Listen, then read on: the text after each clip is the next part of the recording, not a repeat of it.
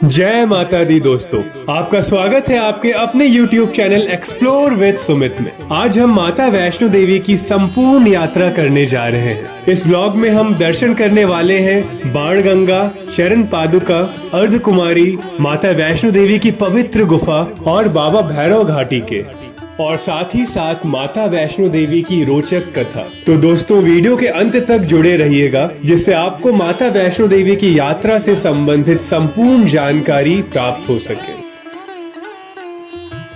सबसे पहले वैष्णो देवी के लिए नई दिल्ली से ट्रेन पकड़कर हम कटरा आ गए।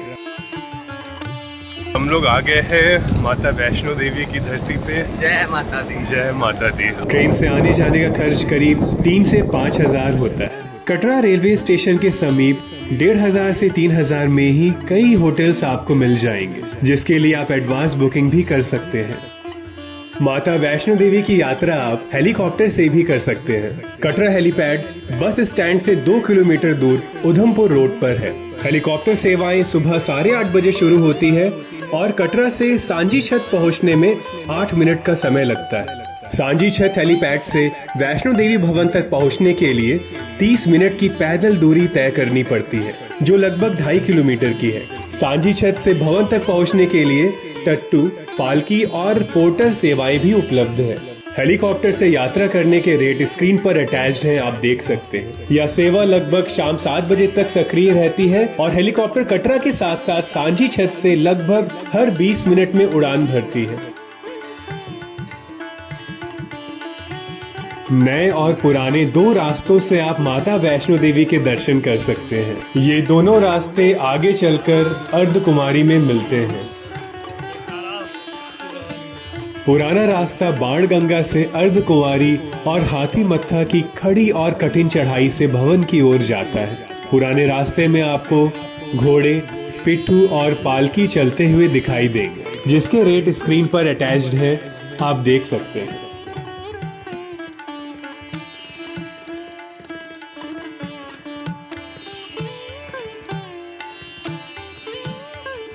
जबकि नया रास्ता सिर्फ पैदल यात्रियों के लिए है। यहाँ घोड़े, पिट्ठू और पालकी नहीं चलते हैं।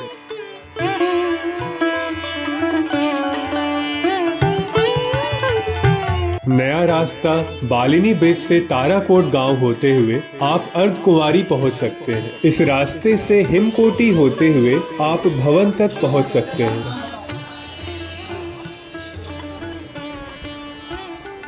हमने अपनी यात्रा नए रास्ते से प्रारंभ की, तो आप भी चलिए इस यात्रा में हमारे साथ माता रानी के भवन, उनके दर्शन करने के लिए। मौसम बहुत अच्छा हो गया है। लग रहा है कि थोड़ी देर में बारिश होने वाली है।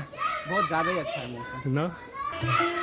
वैष्णो देवी माता की यात्रा पूरे साल खुली रहती है, लेकिन गर्मियों में मई से जून और नवरात्रि के दौरान यहाँ सबसे ज्यादा भक्त दर्शन के लिए पहुँचते हैं। यह जम्मू में कटरा से करीब 14 किलोमीटर की दूरी पर त्रिकुट पर्वत पर स्थित है। पौराणिक कथाओं के अनुसार वैष्णो देवी माता का जन्म दक्षिणी भारत में राजा रत्नाकर के घर हुआ था। माता के जन्म से पहले उनके माता पिता निसंतान थे। बचपन में माता का नाम त्रिकुटा और वैष्णवी था।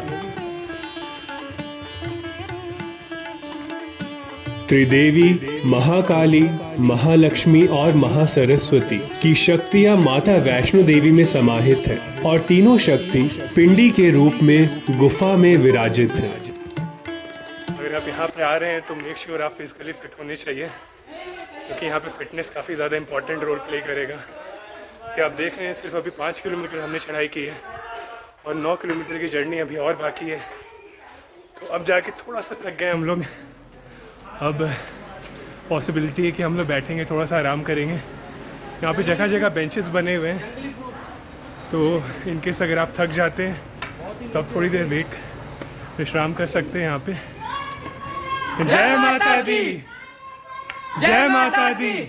तो हमारी पूरी टीम यहाँ पे देखिए, सब लोग यहाँ पे खड़े हैं, थोड़ा सा रेस्ट कर रहे हैं। आधी टीम यहाँ पे, आधी टीम जो है बहुत तेजी से निकली है।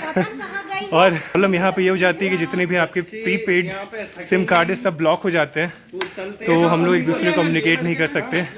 तो 2 ही पर्सन है, मैं और राहुल, जिनके पास पोस्ट पेड सिम है। तो यात्रा फिर शुरू हो गई। फिर हमने रिज्यूम कर दिया है अपनी जर्नी और अब देख सकते हैं हमारी आधी टीम हमारे पीछे चल रही है और आधी टीम आगे है और धीरे धीरे हम शायद आगे जो टीम है हमारी उसको चेस कर लेंगे। माता वैष्णो देवी की कहानी और महिमा के बारे में माना जाता है कि करीब 700 साल पहले मंदिर का निर्माण पंडित श्रीधर ने किया था। श्रीधर एक ब्राह्मण पुजारी थे। श्रीधर और उनकी पत्नी माता रानी के परम भक्त थे। एक बार श्रीधर को सपने में माता रानी द्वारा भंडारा करने का आदेश मिला, लेकिन श्रीधर की आर्थिक स्थिति अच्छी नहीं थी, जिसके कारण वह आयोजन की चिंता करने लगे और चिंता में पूरी रात जागे। फिर उन्होंने सब किस्मत पर छोड़ दिया। सुबह होने पर लोग वहां प्रसाद ग्रहण करने के लिए आने लगे। तभी एक छोटी कन्या उनकी कुटिया में पधारी और भंडारा की तैयारियों में मदद किया। ये कन्या ही माता वैष्णो देवी थी। 8 किलोमीटर की चढ़ाई और करनी है यहाँ से। हम लोग अभी यहाँ पे कैफेटेरिया जहाँ पे आ गए हैं और थोड़ा सा स्ट्रेंथ है, थोड़ी सी एनर्जी यहाँ पे लेके बर्गर खाएंगे और उसके बाद फिर यहाँ से फिर अपनी जर्नी को रिज्यूम करेंगे। जय माता। तो फाइनली बर्गर आ गया है। अब डंडा ले लेना बहुत हेल्पफुल होता है चलने के लिए, क्योंकि चढ़ाई काफ़ी ज़्यादा है यहाँ पे। सिर्फ 2 किलोमीटर दूर रह गया है। आप देख सकते हैं यहाँ पे अर्थ कुमारी 2 किलोमीटर है। जोर से बोलो, जय माता की, प्रेम से बोलो, जय माता की। गांव वालों ने इस प्रसाद को ग्रहण किया। इस प्रसाद को ग्रहण करने के बाद लोगों को संतुष्टि मिली, लेकिन वहां मौजूद भैरवनाथ को नहीं।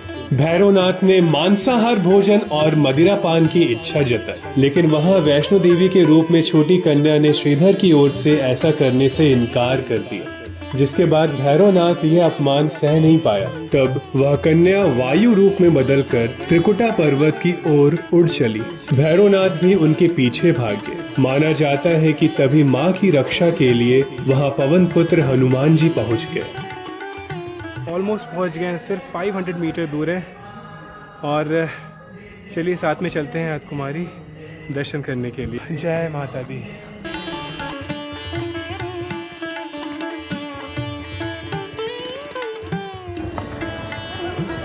तो गाइस हम लोग अर्थ कुमारी आ गए हैं दर्शन करने के लिए सब लोग, और आप देख सकते हैं यहाँ से जो व्यू है बहुत ज़्यादा सुंदर नज़र आ रहा है पीछे।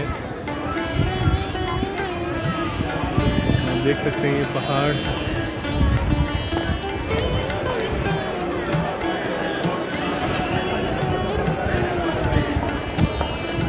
ठीक है। तो गुनगुन, हाय गुनगुन। तो गुनगुन और हम सब लोग, हमारी पूरी टीम यहाँ पे आ गई है दर्शन करने के लिए अर्थ कुमारी के। तो यहाँ पे गर्भगृह है। माता रानी ठीक उसी तरीके से यहाँ पे रहती हैं जिस तरीके से एक छोटा बच्चा माँ की कोख में रहता है। तो हम सब काफ़ी एक्साइटेड हैं यहाँ पे देखने के लिए, उनके दर्शन करने के लिए। उस दौरान भैरवनाथ के गुरु गोरखनाथ ने भैरवनाथ से कहा कि तू जिसे एक कन्या समझ रहा है वह आदि शक्ति जगदम्बा है, इसलिए उस महाशक्ति का पीछा छोड़ दे। भैरवनाथ ने गुरु गोरखनाथ की बात नहीं मानी। तब माता गुफा की दूसरी ओर से मार्ग बनाकर बाहर निकल गई। यह गुफा आज भी अर्ध कुमारी या आदि कुमारी या गर्भजून के नाम से प्रसिद्ध है। इस गुफा में माता ने 9 महीने तक तपस्या की थी और गुफा के बाहर हनुमान जी ने पहरा दिया था। अर्ध कुमारी से पहले माता की चरण पादुका भी है। यह वह स्थान है जहां खड़ी रहकर माता ने अपना पीछा कर रहे भैरवनाथ को देखकर गर्भ गुफा में प्रवेश किया था।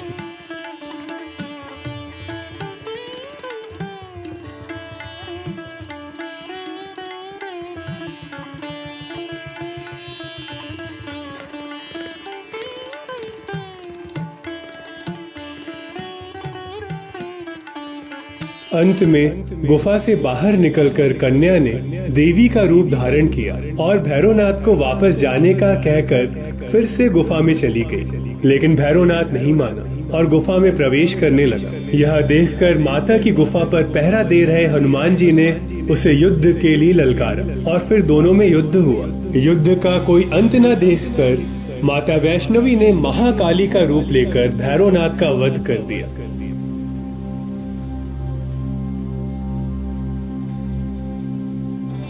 कहा जाता है कि अपने वध के बाद भैरवनाथ को अपनी भूल का पश्चाताप हुआ और उसने माँ से क्षमादान की भीख मांगी। माता वैष्णो देवी जानती थी कि उन पर हमला करने के पीछे भैरव की प्रमुख मंशा मोक्ष प्राप्त करने की थी। तब उन्होंने न केवल भैरव को पुनर्जन्म के चक्र से मुक्ति प्रदान की, बल्कि उसे वरदान देते हुए कहा कि मेरे दर्शन तब तक पूरे नहीं माने जाएंगे जब तक कोई भक्त मेरे बाद तुम्हारे दर्शन नहीं करेगा।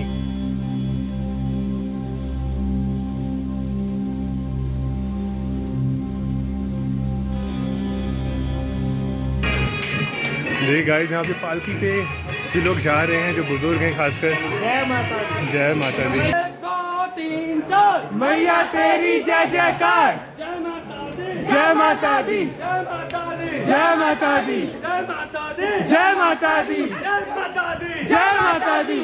माता के भवन के समीप ही निशुल्क लॉकर सेवा उपलब्ध है, जहां आप अपना मोबाइल फोन और अन्य सामान रख सकते हैं। वहीं पर स्नान घर भी है, जहां आप स्नान करके माता रानी के दर्शन के लिए प्रस्थान कर सकते हैं।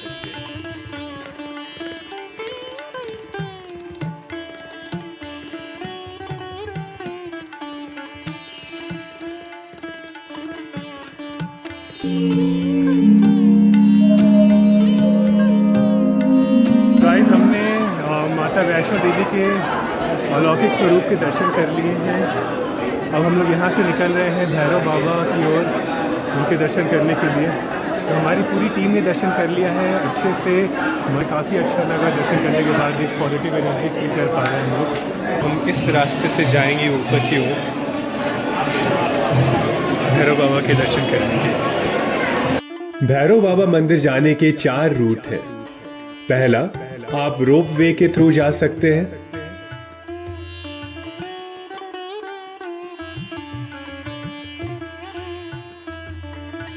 दूसरा, राइट साइड वाले रूट से घोड़े या खच्चर की सहायता से जा सकते हैं। तीसरा, लेफ्ट साइड वाले रूट से पैदल या छोटे बच्चे ट्रॉली की सहायता से भी जा सकते हैं। और चौथा, सीढ़ियों की सहायता से भैरव बाबा मंदिर की ओर प्रस्थान कर सकते हैं।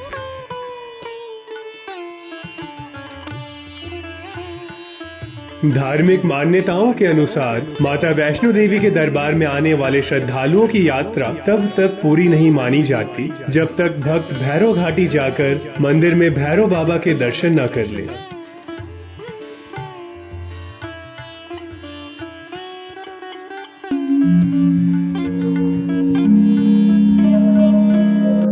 सुबह के बज रहे हैं 3:40 AM और हमने भैरव बाबा के दर्शन अभी जस्ट किए। आराम से दर्शन हो गया, बहुत ज़्यादा रश नहीं था। और आप देखोगे तो बस आपको 5 से 10 मिनट लगेगा मैक्सिमम, आप आराम से दर्शन कर सकते हैं।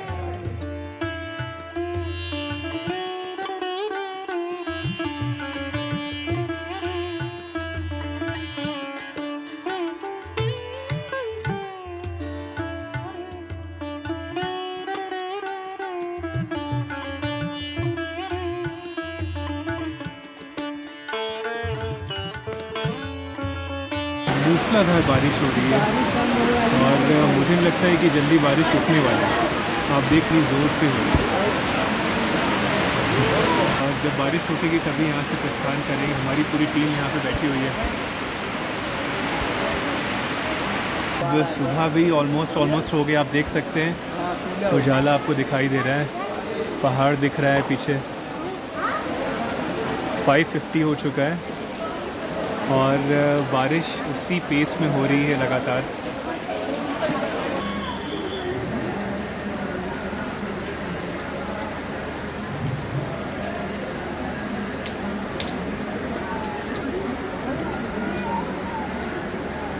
सुबह का नज़ारा कितना सुंदर लग रहा है यहाँ पे। अभी हम लोग माता वैष्णो देवी के धाम में मौजूद हैं इस समय और सुबह के बज रहे हैं 6। बारिश करीब 2 घंटे से लगातार यहाँ पे हो रही है। घोड़ों की पूरी सेना तैयार है। घोड़े और खच्चर यहाँ पे हैं, जिसके द्वारा आप यहाँ से माता रानी के दर्शन करने के लिए आगे प्रस्थान कर सकते हैं। बाणगंगा पुराने रास्ते में पड़ता है, तो इसीलिए लौटते समय हम अर्धकुमारी मंदिर से पुराने रास्ते के रूट से कटरा की ओर गए। लोग बाणगंगा की ओर प्रस्थान कर रहे हैं और अभी आपने देखा यहाँ का व्यू बहुत सुंदर लग रहा है। यहाँ का व्यू भी बहुत सुंदर लग रहा है। अब देख रहे हैं बादल ही बादल दिखाई दे रहा है पीछे। तो गाइस हम लोग यहाँ पे आ गए हैं बाणगंगा दर्शन करने के लिए। आप देख सकते हैं पीछे। ठीक है, अब थोड़ी देर में हम आगे चलेंगे दर्शन करने के लिए। आइए साथ में दर्शन करते हैं। हनुमान जी को प्यास लगने पर माता ने उनके आग्रह पर धनुष से पहाड़ पर बाण चलाकर एक जलधारा निकाली और उस जल से अपने केश धोए। तब से उस स्थान को बाणगंगा एवं बालगंगा कहा जाता है।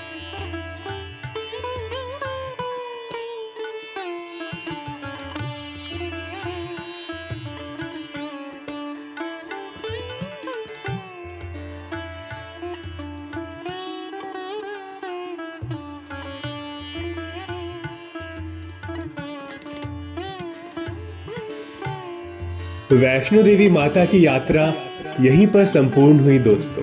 माता रानी की कृपा हम सभी पर यूं ही बरसती रहे। जल्दी से लाइक, शेयर और सब्सक्राइब कर दीजिए और कमेंट में जरूर लिखिए जय माता दी।